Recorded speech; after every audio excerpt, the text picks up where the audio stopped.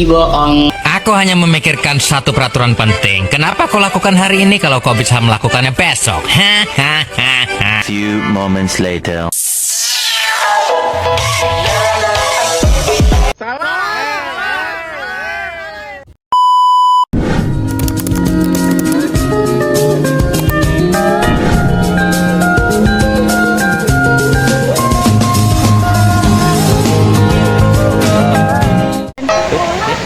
Halo semuanya, perkenalkan nama saya Sabrina Liviarsi dari 10 TKJ 1. Dalam teks hikayat berisikan pertama, pengertian, yang kedua, ciri-ciri, yang ketiga, struktur, dan yang terakhir, kaidah kebahasaan.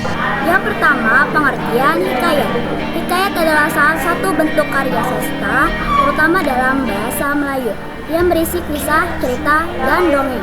Biasanya, hikayat menceritakan tentang kehidupan atau kepahlawanan seseorang, lengkap dengan keajaiban, kesaktian, serta mukjizat yang dialami tokoh utamanya. Yang kedua, ada ciri-ciri hikayat. Dalam cerita hikayat memiliki 5 ciri-ciri. Yang pertama, bahasa. Menggunakan bahasa Melayu klasik yang indah dan penuh dengan kiasan. Yang kedua, isi. Mengandung unsur-unsur keagamaan, sejarah, dan dongeng. Yang ketiga, tokoh. Tokoh-tokohnya biasanya memiliki sifat-sifat yang ideal seperti bijaksana, berani, atau saleh. Yang keempat, alur. Alurnya seringkali sederhana dan mudah diikuti. Yang kelima, amanat.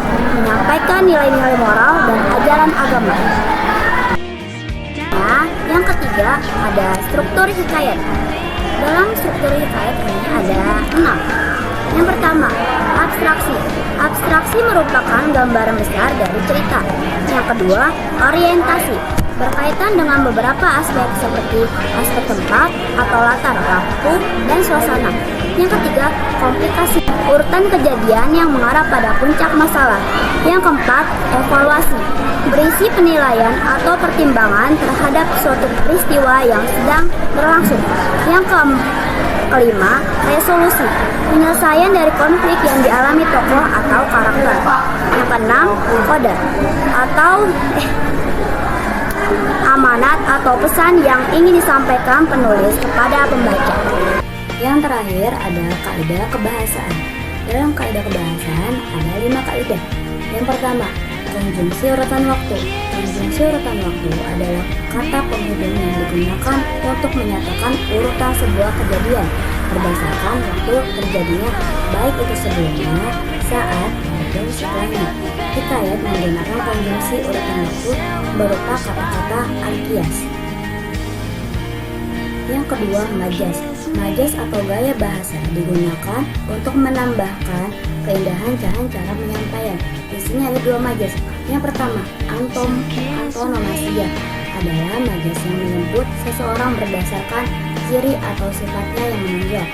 Yang kedua, personifikasi adalah majas yang menyatakan benda mati maupun benda hidup, selain manusia sebagai sesuatu yang seolah-olah bersifat dan berlaku layaknya manusia.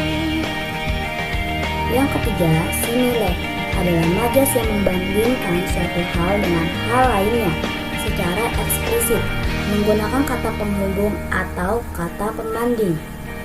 Yang keempat, metafora adalah majas yang menggunakan kata atau kelompok kata untuk mewakili hal lain yang bukan sebenarnya, mulai dari bandingan benda fisik, sifat, ide, atau perbuatan lain. Yang terakhir, hiperbola adalah majas yang mengandung pernyataan dengan cara melebih-lebihkan sesuatu dari yang sebenarnya.